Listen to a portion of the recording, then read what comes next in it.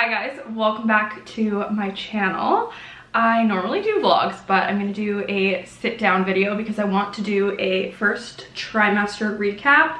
It's gonna be like a little bit into the second trimester recap just because it'll make sense when I talk about it. If you follow me on Instagram or if you watch my pregnancy announcement video, you'll know that I have had a very rough pregnancy thus far. I haven't shared everything just because it's a lot to take on, and when you're still trying to like understand things yourself, you don't really just want to like talk to the internet about it. But basically, when I first found out I was pregnant, I started a little notes app on my phone called Baby Ming Notes, and I just am gonna kind of share everything and all the first trimester things, everything. I am gonna put a little disclaimer. I had a very rough first trimester. I had HG, which is hyperemesis, gravidarum. I will put like a little definition, like a medical definition on the screen just because I don't want to say anything wrong. But the easiest way I can describe it is severe morning sickness to the point of hospitalization, dehydration. There's some scary things that can happen. It's not common, but women can die from HG. I think that is more when they don't get the medical help or if they don't have access to medical care. And just anyone who's dealt with HG knows that this is something so severe that you can't even wrap your head around it, I don't think, unless you've kind of gone through it. And I might get emotional talking about some certain things because this was like, it's been a very hard time in my life. And I think because I'm still trying to understand it myself and trying to grasp it and like work through almost like little bits of trauma that I went through, I don't really know how to put all my thoughts into words. With all that being said, I'm just gonna get into it and start at the very beginning. I am sitting in the baby's room. I'm having a baby boy, if you didn't know already, if this is the first video you're watching. He is due in September, so he is gonna be a little fall baby, maybe the end of summer baby. I'm so excited. That is like my favorite time of year. September, October, favorite time of year. You can see that I have his stroller car seat set up right here. We painted his room. The nursery is taking a pause because we're actually getting new carpet, so nursery video will come. So let's start off. The first date of my last period was December. I was pretty good at like tracking my period, so that is the first date. However, sometimes I feel like my period started sooner and it just wouldn't like fully come till that date, so I could be a few days further ahead than I thought.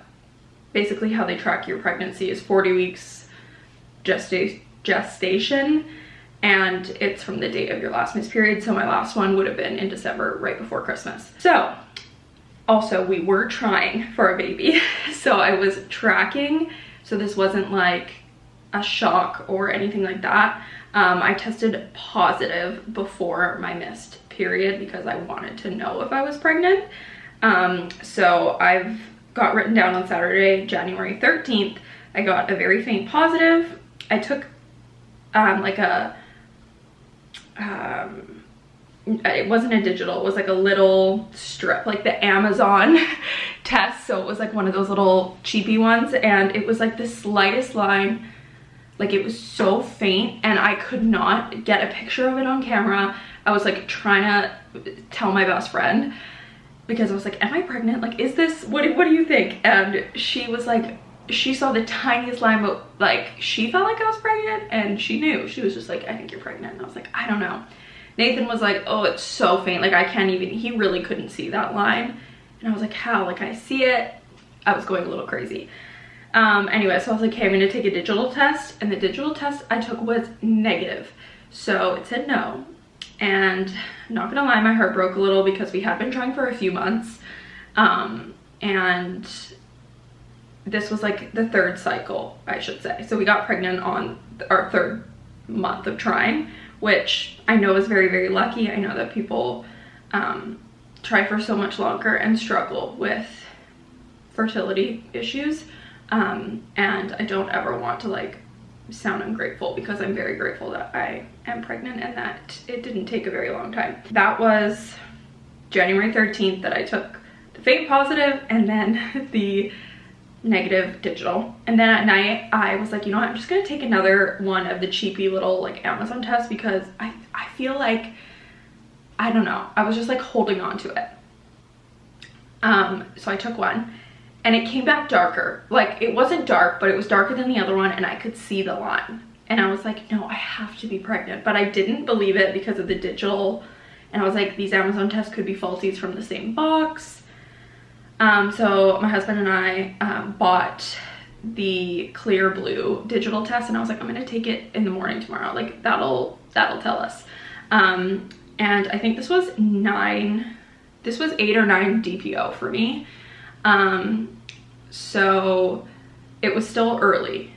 Okay. And then Sunday, January 14th, I took a clear blue digital test and a strip test, and they were both positive. The strip test was out of the same box, but it was again darker than it was the day before. And then the clear blue one said positive, and I like knew I was pregnant. And when I think about this moment, you guys, I have never felt like the joy and the like, it was just like everything I've ever wanted came true. I wanted to be a mom like my entire life. As a child, I played with dolls, and I wanted to play house, and I loved babies, like all the babies that were in the family or friends that we had that had babies. Like I was, as a kid, just so obsessed. I loved it. I've always had like an amazing relationship with my mom. My mom was the best mom in the entire world. Like I hope to be even half as great as my mom is. Like I had a very great childhood experience. Anyways, and then growing up, I started to babysit, and then I got a nannying job, and I just loved kids. Like they brought me so much joy, and I always knew I was gonna be a mom. Like it was never a doubt in my mind. I've never second guessed it. I've never questioned it. I was like, I want to be a mom. And when I met my husband, I was super open. At like, once our relationship started, I was like, I want to have children. Not right now. This was like, we met over 5 years ago, but I was very open and honest that I wasn't wasting my time, and like, I'm just letting you know I want children. Like I was not going to date somebody that didn't want kids. And I remember him talking about like his nieces and nephews, and his best friend had a daughter, and he just like adored her. And I was like, this is amazing. I'm like, obviously that's not why I dated him, but it's a conversation that you obviously have to have with your partner. It's a very big part of your life. And anyways, when Nathan and I got very serious into dating, I think we have talked about our future children since, and the joy that it brings us, oh my gosh. Like when we even just talk about him, and like the fact that we meet him in like 3.5 months is like, I don't know, I can't even tell you the happiness and the joy that it brings us. And I literally cry thinking about it. That spiel came from getting the positive test. So literally one of the happiest days of my life. So I took that test. I couldn't sleep at night. I literally took this test before like 6 a.m. I just could not sleep. So it was like maybe 10 minutes after I took this test, 15 minutes. It wasn't very long. I FaceTimed my best friend. She lives in a different province, so she's an hour ahead of time, and she's an early riser. So I FaceTimed her with the test, and she had kind of known from the day before. And I just like had to tell her. She, you know, she has known me since I was 12, and, or maybe I was 11 or 12. I think I was 12. So she would have been 13, turning 14-ish. We're a couple years apart. And yeah, so she has known forever. So then Monday morning, I took another strip test because I was very scared that I was gonna have like false positives or something like that, and I wanted to make sure the line was getting darker. I know that you don't have to do this, but it gave me peace of mind. I had this whole box of them, so I did take one and it was darker, and that was great. And I just remember going to work this day and being like I didn't tell anybody. Nobody knew I was pregnant, so it was just like the only thought that could be like in my head. Anyways, on Wednesday, I slept through the night for the full night. The past 4 nights I wrote that I had been waking up at 4 a.m. and I felt just tired, but yeah, I didn't feel that bad. And then there was a snow day, so I got to stay home from work, and I was just taking it easy. So then skip ahead like a week, Wednesday, January 24th, I said I had terrible gas pain. I woke up at 3 a.m. and I like couldn't sleep. Like I haven't been having good sleeps.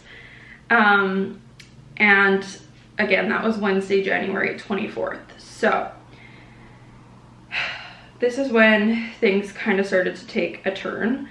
On the 27th, the Saturday, I had a Christmas party. It was booked in January just because there's so many that happen in December. And anyways, so I had like a Christmas party to go to, and I also had a plumber at the house putting in a new toilet and 2 new taps. And I remember him being here, Nathan had to go, and I felt so sick and just tired and run down, and I was like, ugh, I just felt so gross. And I was starving, so I ordered a pizza because I really wanted pizza. This is so funny. And the pizza got here and I ate literally like half of this pizza. It was great. It was all I wanted and more.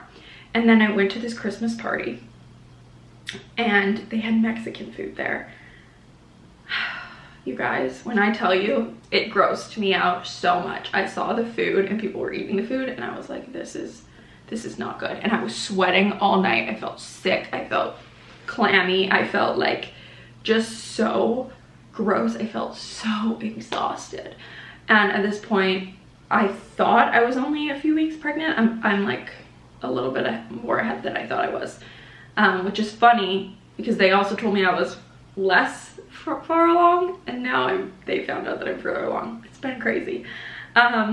Anyways, so I ended up telling some of the girls there because I got a drink ticket, and I was like, oh my god. And I was just like not myself. I just couldn't keep it in, so I told people. Not very many girls, but I was like, literally, I'm so early, like, anyways. But I feel so sick, and I left early that night, and I was like, oh, I do not feel good. I ran out of storage. I'm so sorry. Okay, so Mindy was gonna come out for my birthday in February, so I was trying to hold off and tell her in person because I thought like that's kind of what she meant. I was like, it'll just be so much more special. I'll have had an ultrasound, whatever. But anyways, I was feeling so sick and left the Christmas party early, so I was like, you know what, I have to FaceTime Mindy, and I told Mindy. I woke up the next day, sicker, and sicker, and it was horrible. I started being so nauseous, throwing up, and not just like throwing up a couple times or in the morning. I was throwing up 10 plus times a day. I was throwing up stomach bile. Like it was getting really, really bad. And I just thought, okay, like this is pregnancy. People talk about morning sickness all the time. I shouldn't be shocked. I waited a few days, and on Wednesday I called my family doctor because I had not been referred to, well, I had been referred to a doctor for the baby, but my first appointment wasn't until February 14th. So I put a call into my family doctor on Wednesday, and he called me back at night, and I kind of said, look, I've been throwing up a lot. I haven't eaten or been able to keep water down in like 3.5 days. Since I hadn't been able to keep anything down since that pizza that I ate on like the Saturday. And I was feeling like deathly ill. And he said, okay, I'm gonna write a prescription for diclectin, and I'm gonna leave some Pedialyte drinks and stuff at the pharmacy for you, because his office is like attached to it. And if you can't keep it down and this doesn't help by tomorrow, you need to go to the ER. So I was like, okay. Oh, I've heard about diclectin. I've actually been prescribed it before for nausea, but not for pregnancy. So anyways, Nathan goes, he gets the prescription. I'm sick again all night. Like it does not matter. You are dry heaving if nothing comes up. There's no stopping it. And I could tell I was dehydrated. So the next day, it was Thursday, Nathan went to work and was like, I really think you should go to the ER. Like, I'll come take you. And I was like, no, I'll just get my mom to take me. Like, don't come home from work. And I know that I could have just let him take me, but I'm stubborn. So anyways, my mom was like keeping an eye on me. And so she took me into the ER, and what do you know? I was dehydrated. And at this point I thought I was like 6 weeks pregnant. Or no, I think I might have been like 5.5 weeks pregnant-ish. I hadn't even hit that 6 week mark yet. And anyway, so I'm at the ER on the Thursday. What's the date? February 1st would have been the first date that I ended up in the ER. So they gave me fluids, take your vitals, took a bunch of blood, blah, blah, blah. And my pregnancy hormone was, what the doctor specifically said was, through the roof. And it was like more than triple what it should be for like a 5.5, 6 weeks pregnant. And I knew I wasn't further along enough for it to be like triple the amount. I think it was like what you would be past 10 weeks pregnant or something, the HCG levels. Sorry if that's confusing. So anyways, so sick. They gave me Zofran, Gravol, and no, that was it. Fluid, Zofran, and Gravol. And then they wrote me a prescription for Zofran, or were like, take it if you need it. It wasn't very many. And anyways, I went home, and the next 2 weeks before I even got in to see my doctor for the baby on February 14th were wild. I ended up back in the hospital, I don't know how many times. I think it was 3 times total. So I ended up back in the hospital probably, I don't know, a week later or something. And again, I was dehydrated. They had to give me fluids again, and they had to give me my meds intravenously because I could not. I would take my Zofran, or I'd take my diclectin and Gravol. I was on the 3 of them, and I would throw them up. It just would not stay down. And they honestly didn't really work that well for me. The nausea was just so extreme that like diclectin didn't do anything for me personally. I know that it's like a lifesaver for some people. It didn't touch anything. So anyways, I was so sick. Anyways, so February 14th was my first doctor's appointment. And the doctor, I have 2 doctors actually for the baby. So I saw Dr. S, I'll say, and he had this like ultrasound thing that like attached to his phone, and he like tried to see the baby, but my bladder was empty because I had just peed in a cup for them. And also my mom had to like bring me to this appointment. I was puking in a bowl. Like, it was truly horrible. Like, I could barely walk. I wasn't eating. It was a bad time.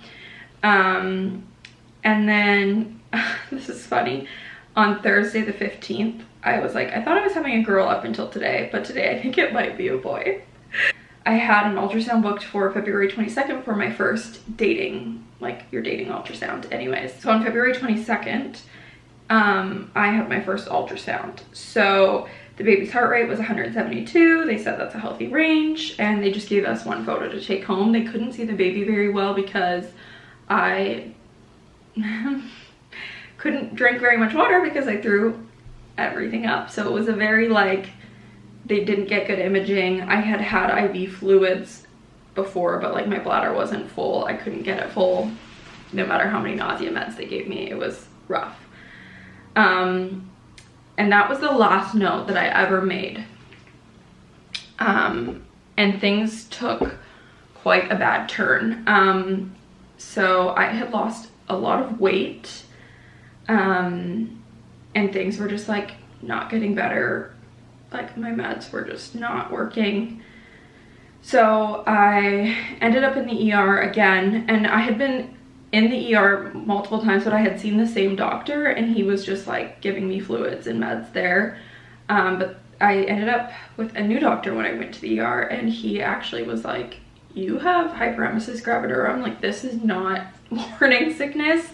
And he referred me to a nausea and vomiting clinic for HD patients in Abbotsford. So at the Abbotsford Hospital, which is a city near us, they take care of you for that. So I got referred to this clinic in Abbotsford, and at this point, Nathan worked Monday to Friday. So when Nathan was at work, my mom would come and take care of me because I couldn't get up. I couldn't even get my own water if I tried. Like there was no walking to the kitchen. I slept on a mattress on the floor for 10 weeks-ish in our living room closest to this bathroom because I could get into the shower easily. And it was the mattress I could lay so close to this toilet to be able to throw up. So I had 3 throw up buckets, and I would work through them so quickly. I would throw up so much. It was just horrible. And then the toilet was there for me to be able to get to if I could. And I remember, this is like a really hard part to talk about. I would lay in this bed, and I have never felt like so sick in my entire life. It's not like having a flu, it's worse. Like it is like, I don't know, the worst flu you could ever think of, and you don't have relief ever. Like there's not even like a 2-second relief. You're just constantly sick. And I had lost 10% of my body weight by like 8 weeks. Or in 7 or 8 weeks, I had lost 10% of my body weight. I was like losing so much weight, and it was awful. And as bad as like all the physical symptoms were and how hard that was, the mental aspect of going through this whole thing is something that I'm still kind of working through, and I feel like it's still like a raw emotion for me. And there's like a lot of things that I don't want to say or don't want to talk about because it's just not what I want to put on the internet. I would just like lay on this bed throwing up. Like I wouldn't even be wearing clothes. I'd be throwing up. I would throw up in my hair. It was truly awful. And my mom and Nathan would take turns taking care of me. Nathan would come home and take care of me, clean up my puke, help me get in the shower, do everything he could. He would wake up in the middle of the night when I was puking to clean up my bowls, to help me, to hold my hair. He was literally the best husband in the world, the best partner, the best. Him and my mom were like my rocks. And nobody else really understood what I was going through. You can tell people, you can describe it to people, people can try to research all they want, but people don't get it. And that's not even to be mean, but they don't get it.